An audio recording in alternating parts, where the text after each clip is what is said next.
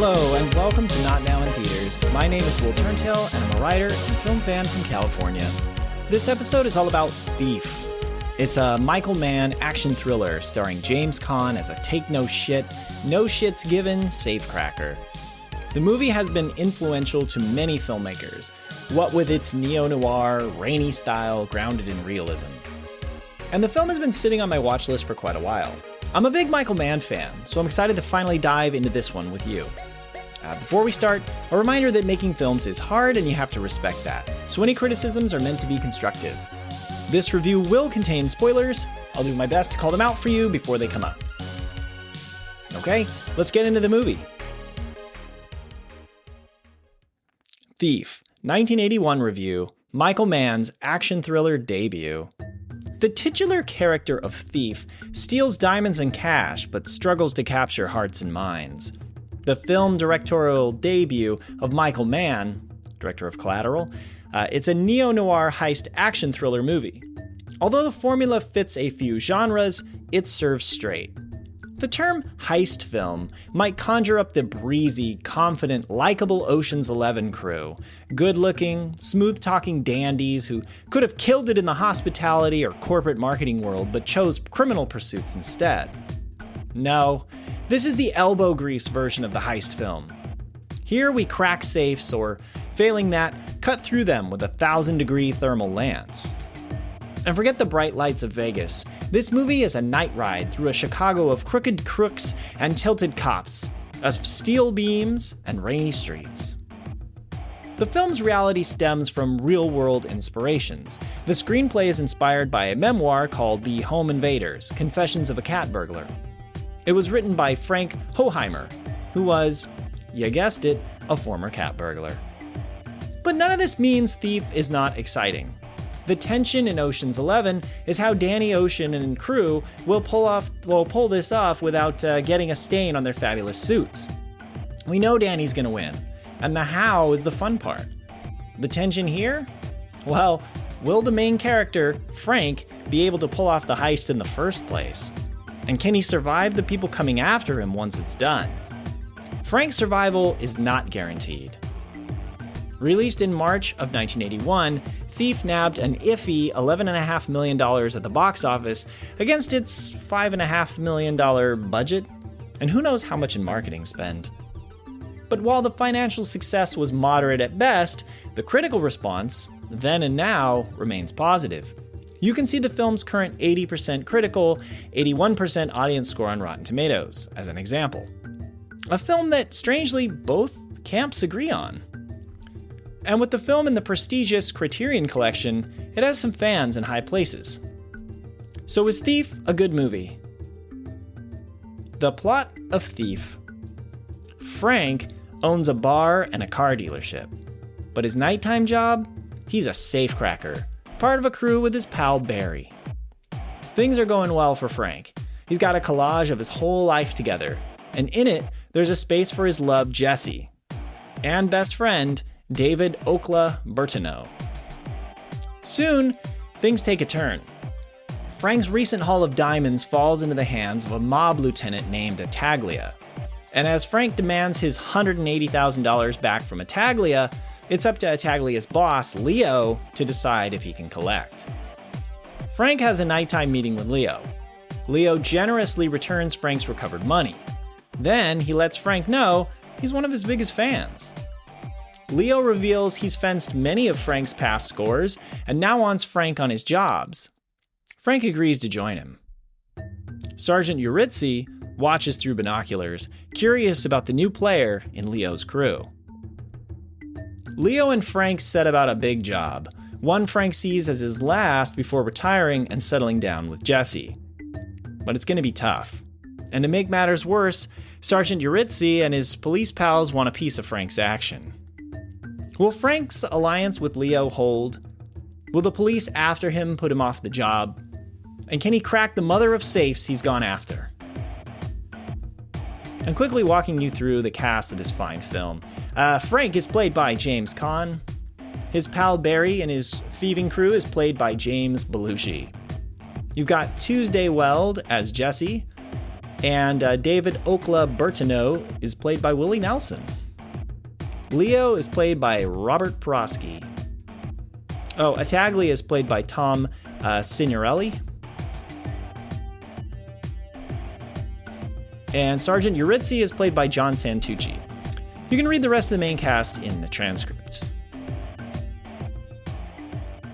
So now that you know the plot, let's talk about what's good in Thief. First up, it's the commanding Caan and the posturing Prosky, which is worth 4 points. Whether it's Sonny in The Godfather or Walter Hobbs in Elf, I've always enjoyed James Caan, with his upright walking and tough talking as a macho. Caan's task here as Frank seems straightforward but isn't. It's said that he found the part challenging to play because I like to be emotionally available, but this guy is available to nothing. Frank is an ex-con, imprisoned from his 20s into his early 30s. He isn't developmentally delayed in the cognitive capability sense, but rather than go off to college or take a job and learn about adult life, Frank had to avoid beatings and harden himself to survive life in the joint. That's a hell of a way to spend your 20s and early 30s. Due to this arrested development, Frank does things mechanically. He's put together a collage of his ideal life, a rudimentary piece with clippings that's supposed to represent a vision of what he wants. There's nothing wrong with having goals, but Frank puts them together the way a child might envision his adult life. And Frank leans hard into the lizard brain portion of his thinking. He has that prison style of no F's given. Frank sees with rage at the adoption agency, infuriated that he's being judged for his past when his interview looks like a quick denial. He flashes his gun at a bouncer who thinks he's getting handsy with Jesse at a bar, and he confronts Attaglia, pistol drawn, in broad daylight, walking past Attaglia's employees, gun still out.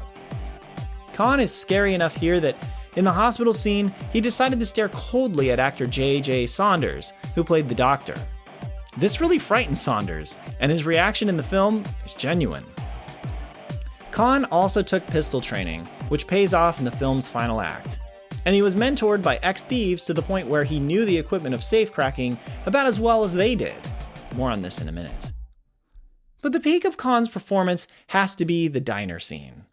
In a 10-minute dialogue, Frank tells Jesse about his harrowing experience in prison, defending himself from being dragged away to be gang raped. And he brings out his collage, showing Jesse that she could be the lucky winner of the faceless woman in his life. It's a half-formed, indirect marriage proposal, but in Frank's way, I guess this is sweet. Caan has said the diner scene is the one he is most proud of in his career, so for a guy who has in The Godfather, that's saying something. Then there's Robert Prosky, who, despite being 50 years old, was making his debut. Prosky is probably most known for broadcast news and The Natural, but I know him as Grandpa Fred, the charming man in the vampire costume interviewing the sophisticated gremlin in Gremlins 2. He's also the theater owner in Last Action Hero, and the man who gives Robin Williams a job hosting a TV show in Mrs. Doubtfire. So I'm used to him being harmless. Well, Prosky is fierce here. This is like the episode of Chappelle's Show where after Dave made fun of Wayne Brady showed up for a skit that was like Training Day, but worse. It was really Paul Mooney that was mocking Wayne Brady, but I digress, especially for those not around for the early 2000s. Leo is really nice until he gets scary. He's warm and familial, your best uncle or adopted grandpa, until he turns like a switch. All the affable associations I have with Prosky characters melted away into this sinister mob boss, who I believe when he says he'll chop you into bits. My favorite thing Prosky does is so simple. In a scene near the end of the movie, he's sitting there reading the paper, calm as a lamb, rubbing his socked feet together in a fidget while he reads. It's perfect for the scene, letting you know he feels all too comfortable at home, safe under the protection of his men. Willie Nelson chips in with 5 compelling minutes as Okla, and Tuesday Weld, Jim Belushi, and the rest of the cast hold their own against Caan. Next up, it is Stealing Your Attention, which is worth 4 points. The safecracking scenes lean into an authentic approach, and it pays off. We watch our thieves hack through ceilings and cut open conduit. They test voltages, operate drills to crack safes, or in a stunning sequence, hold a burning bar that melts a safe, reaching thousands of degrees.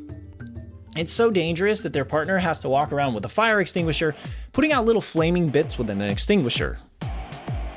Right, with the extinguisher that he's carrying. I don't know why I wrote that way. Whatever. Everything looks so realistic because, other than being a movie set, it is. IMDb's trivia page for the film says that the tools in the movie were not props, but actual tools, which the actors were trained on. They acquired them from real-life thieves, serving as technical consultants on the movie. Funny enough, most of the tools came from John Santucci, who portrays Sergeant Yuritsi in the movie. And the actors were trained in the dark arts.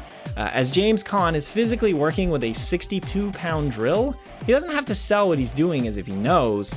He's actually cracking that safe. According to IMDb, Caan got so well versed in learning the craft of being a master thief that when one of the, quote, technical advisors was asked on Good Morning America after the film was released how well the actor did, he joked that he didn't know what he had been wasting his time on set for.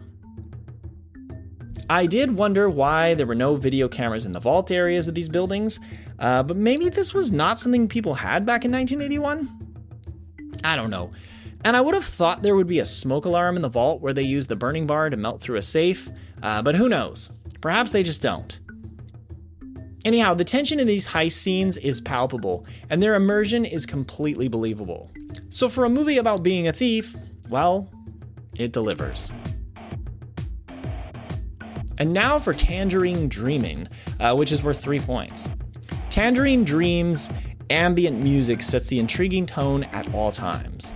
In the opening sequence, it bristles like electrical hums as the thieves work, slamming on a distorted guitar or two for a blaze of passion. The beach theme is a relaxing, hell yeah, we can enjoy some citrus and sunshine music, perfect for your kickback. And in the end confrontation, the loud, echoing, bluesy guitars make for a brilliant noir showpiece. Somehow this soundtrack was nominated for a Razzie Award for Worst Musical Score. I rarely disagree with the Razzies, but I have no clue what their thinking was here. This score is making it onto my movies playlist, helping to make car trips or dishwashing tasks full of rising tension. And we have to discuss how the film is a lo-fi thriller, which is worth 4 points. Even though it walks to its key moments, Thief is never dull. And once you get to the ending, you'll see it was always barreling toward a conclusion. But that's not to say it is the stuff of the fiery action thrillers of more modern times. Take Ben Affleck's The Town. There are more robberies and chases in the town, with a story wrapped around them, of course. Thief will not hit those heights. But that's what I liked about it. The movie is invested in unraveling a story, bonding us to Frank, so that we're invested in him when it's time for the do-or-die conclusion. So while it doesn't have as many action scenes as a modern movie like, say, The Town, it held my interest with its pure storytelling. And now, that's all, folks, which is worth 3 points. And major spoiler alerts here. So, okay, huge spoilers again, as I'm going to openly talk about the plot points and the end of this movie. If you don't want that ruined, please skip this section. Okay, still with me? So, something I loved about Thief was that, at least for me, I didn't see Leo's evil turn coming. That guy shifts in one thunderclap from lovable crime buddy uncle, giving Frank all he wants of the crooked man's good life buffet, to now do as I say or die. Leo won't accept that Frank is walking out after this one big job and that he wants his fucking money and that he wants it fucking now. So Leo becomes a boulder of a mob boss standing in Frank's roadway of crime retirement. So Frank goes on a crazy rampage. We see a scene of him banging his head against a mirror, knowing he's screwed up and gotten into a deal with a fiend. But then Frank sends Jessie away. I thought he did this to protect her, but I was wrong. More on this later. He rampages, burning down all the cars in his dealership and exploding his bar and house. And like the Frank we know, he walks straight to Leo's house. Being a thief, of course, he does some sneaking in. And the end shootout here is brilliant. Sure, we love action movies with pistols blazing, martial arts, and taking everyone out, but the creaky, quiet, tense affair of Frank invading Leo's house, gun drawn, clearing rooms, and shooting everyone just before they can cap him? Like the cracking of safes, it was grounded in the realistic and thrilling. But it seemed like a self-imposed Pyrrhic victory for Frank. When Frank ripped off that bulletproof vest, his oppressors slain, walking off into the night, I didn't know what to think. It felt hollow and empty to me. I don't always like it when directors explain movies, but Michael Mann's explanation for this one saved it for me.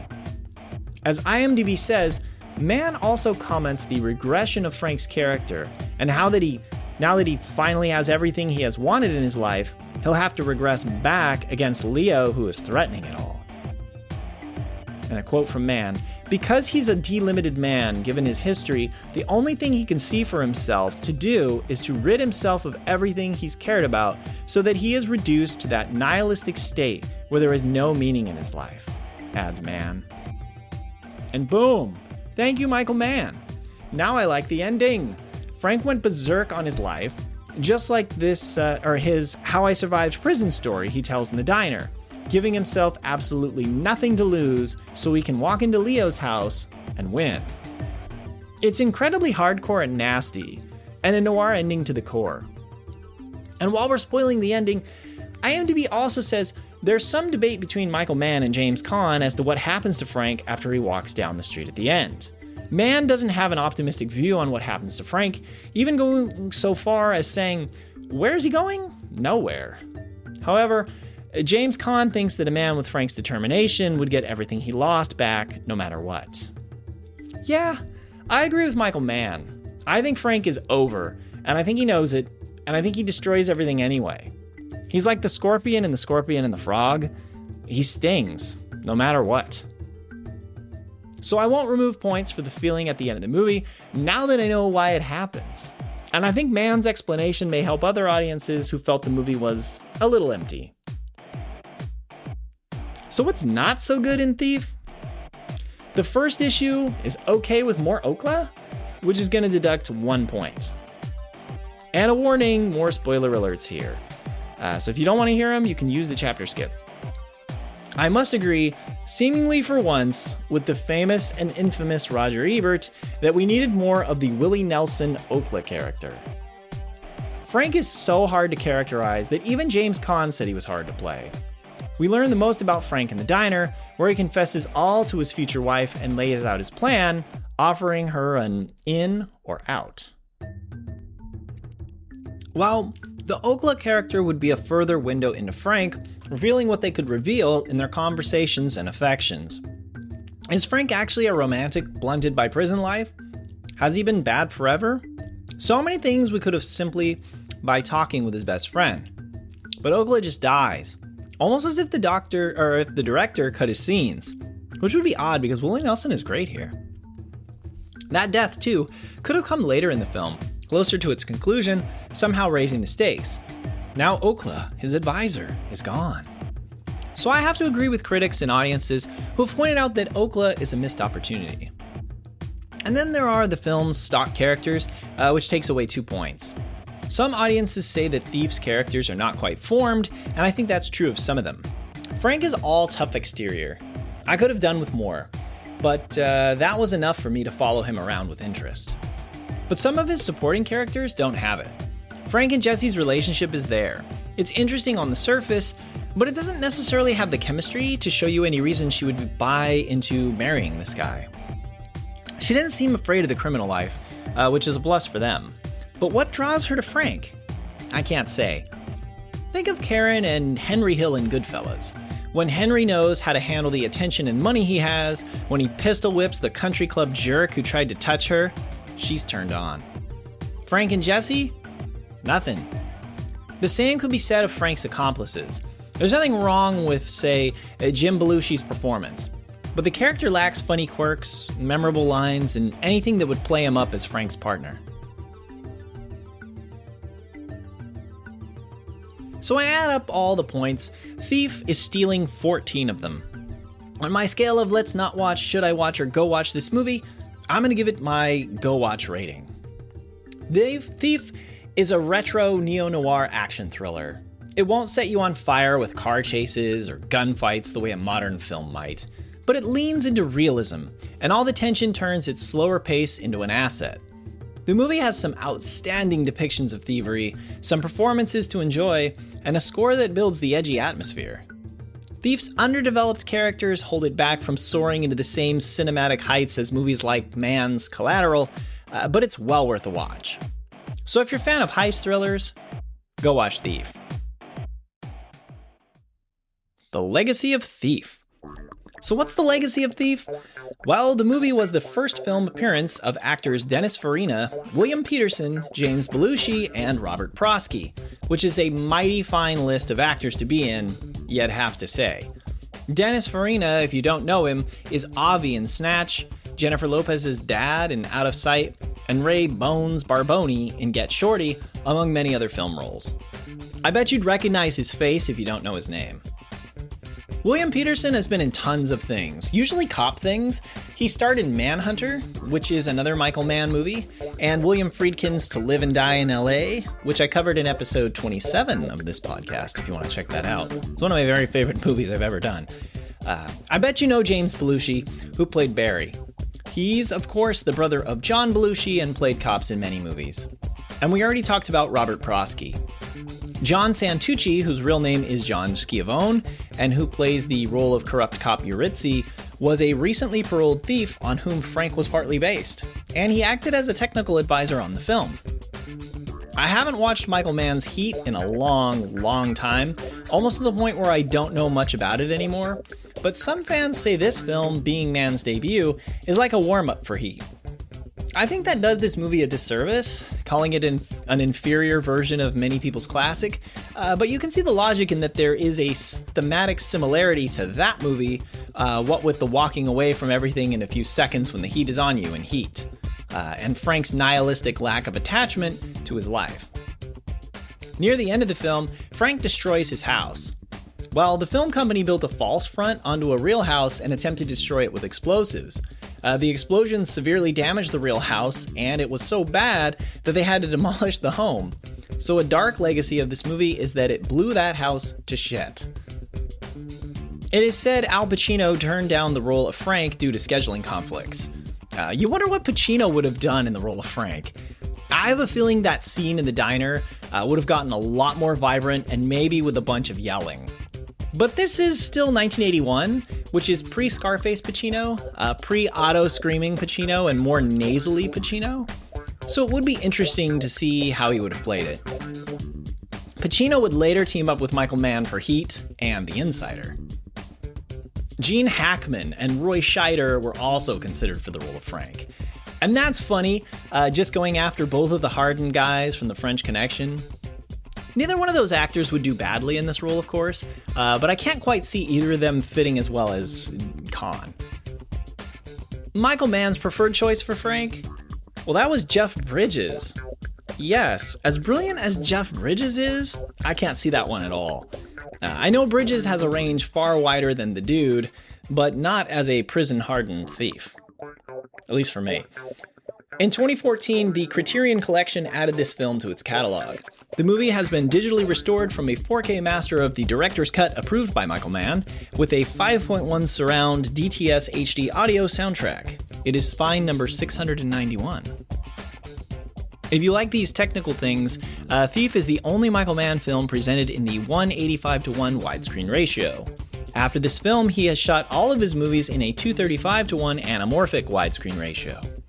I can't say I can tell the difference between the two easily, but movies I know are presented in 2:35:1 look great. And if you don't know what aspect ratio means, that's the ratio of the width of the screen to its height.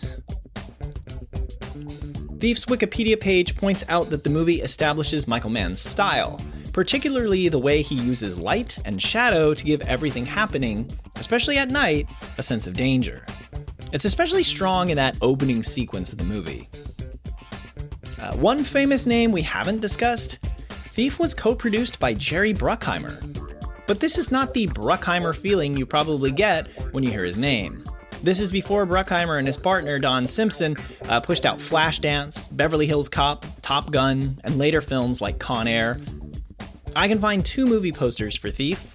One of them is the shot from the movie James Caan pointing his pistol. While that conveys action, I really don't like that as a poster. It's only a still from the movie and not that imaginative. The second poster, though, is dynamite. It has Caan's face with searing sparks from a burning bar behind it, blasting in bright colors and everywhere, his eyes covered with black safety goggles. It looks like he's full of magic or finding a colorful formula to prompt new hair growth. Maybe he's a time traveler from a colorful future. Whatever you think of it, yeah, that's a winner, and it's a contender for going on my movie poster wall someday. I'd add that there's also a very small thread in this movie that you can see again in Michael Mann's film Collateral. In Thief, Frank has a collage of his ideal life. The main character of Collateral, the Jamie Foxx character, has a picture of the island or whatever he wanted to achieve. Was it a taxi company? It's been a while since I've seen that film. And they're used in different ways, but it's funny how that vision forms a crux of our understanding of both characters. Lastly, a crazy fact. The prison story that Frank tells in his monologue in the diner about men coming to jump him and carry him off for a gang rape, but fighting back with a piece of pipe? Yeah, that is based on a letter Michael Mann received from a real inmate. Yeesh. Okay, that's all I have for this episode. Thank you so much for listening. And if you haven't seen it yet, go check out Thief, especially if you've enjoyed other Michael Mann movies like Heat or Collateral. But if you have seen it, what do you think? Is it too slow for you? Or does it set things on fire in a good way, like I thought? You can reach out and let me know on Blue Sky using the link in the transcript, or just search for Will Turntail on the platform. And if you liked this episode, would you please take a minute or two to leave me a review or rating on this podcast if you haven't done that already? It makes a massive difference to this podcast and, quite frankly, will make my day. No joking. Or if you're listening on YouTube, hit that like button and subscribe. New episodes of this podcast usually come out on Thursdays. I do not know what next week's episode will be. Probably not The Mist again, but we'll see. I have a long watch list, but I am open to suggestions if you want to reach out to me and let me know something you think fits the vibe of this podcast. I think the movie we're going to do is going to be Michael Mann's The Keep, so in keeping with Michael Mann. Whatever it is, I hope you'll join me again next Thursday. This podcast episode is production copyright of Overegged Media LLC, located in Sacramento, California. Reference photos linked in the transcript are copyrighted by the Internet Movie Database. This review's factual information was gathered through online sources like Wikipedia, IMDb, or interviews. Misrepresentations and errors are possible, but unintentional. The introduction music was Neon Laser Horizon by Kevin MacLeod of Incompetech.com, licensed under Creative Commons by Attribution 4.0 license. The exit music and additional music, those are also by Kevin MacLeod of Incompetech.com. They're also licensed under Creative Commons by Attribution 4.0 license. The names of those tracks are Voxel Revolution, Blue Scorpion, and Proto Funk. See you next time.